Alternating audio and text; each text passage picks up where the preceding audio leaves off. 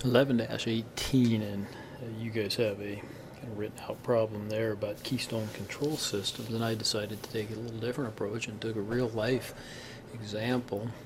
I did this last week before some of the results were updated, but actually it wouldn't have affected what I did. But it talks about this. It says determine the compound annual growth rate is A. Based on the growth rate, determine and project earnings for next year.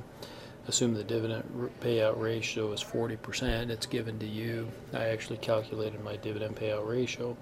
The current stock price, so what's the cost of capital, and then what's the cost of capital also if you include a float cost. And a float cost is a cost that's associated with the float with actually issuing the stock.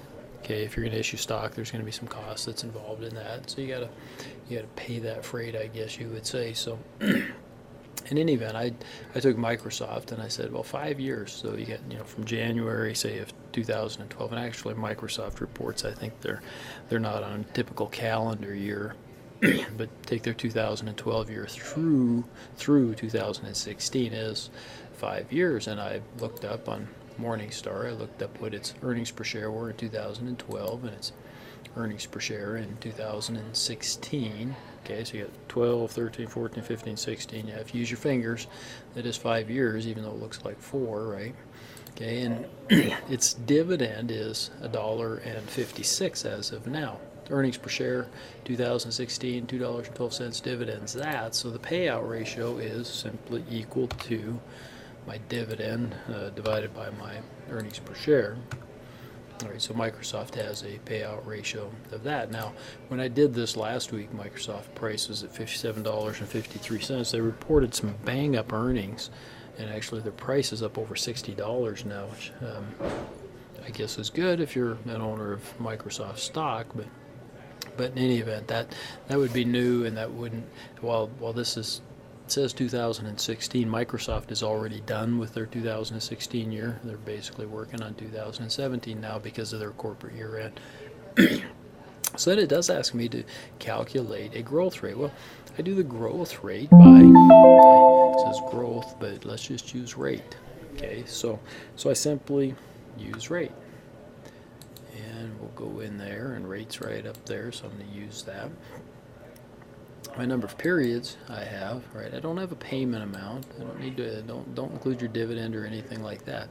But I've got my present value, which I have to go back when I do this. I have to act like it's back here, and I'm calculating it going forward, and my future value then, and I enter that present value as a negative number, okay? Because I want to get a positive result. Basically, it's the reason I do it. But yeah, just do that. So I got an estimated growth rate, a little less than 1%. So its growth in earnings has not been stellar, really, over the last several years.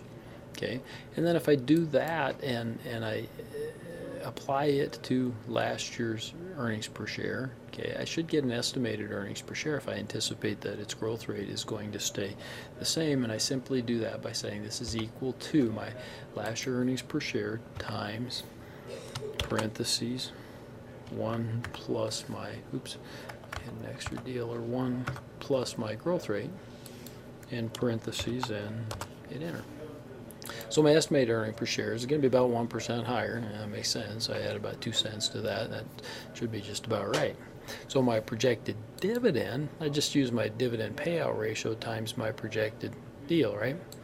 So I can say simply this is equal to my payout ratio times my earnings per share. So my projected dividend is that. Well, now I got all the data that I need to see what my cost of capital is. So my KE is equal to my dividend divided by my price, estimated price, right, plus my growth rate. Okay. So you'll simply say it's equal to, and I probably want this in parentheses, my dividend, projected dividend, divided by my price, okay, plus my growth rate. 3.71% is my cost of capital without counting any float. That seems pretty low. It almost seems like Microsoft should issue some equity maybe, because that's pretty low cost, is less than 4%. But the truth of the matter is, if you looked up what Microsoft is paying if they borrow some money, and if they had to borrow some money, and they do borrow a little bit of money, believe it or not, for reasons, be substantially less than that. Okay, Microsoft could borrow money on a 10-year basis for probably 1.5% or less, and we could go look at that. Maybe we will in class one of these days. But then, what is our cost of capital counting a float? Well, it's the same formula, except we just subtract the float cost from our price, okay, and add the growth rate in, and that'll give us what our cost of capital is when we count the float. So it's simply equal to my dividend, projected dividend, okay, divided by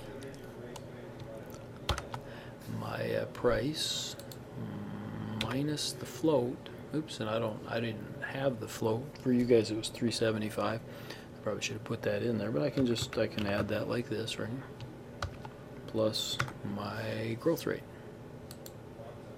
I think that's all the parentheses I need. It should work. And I get a 3.9. Why it does that? It's I got to get the right number of decimals in there. So it's a little bit, my cost of capital is a little bit higher, right? Because I have to pay in order to issue that stock, and so that makes sense that it should be a little bit higher when I count my float rate versus my cost of capital without any float. So there you have it. It should be similar to what your guys' is, and if you set it up this same way, you might want to put in a little deal there for your flotation cost. But other than that, it should be pretty much the same.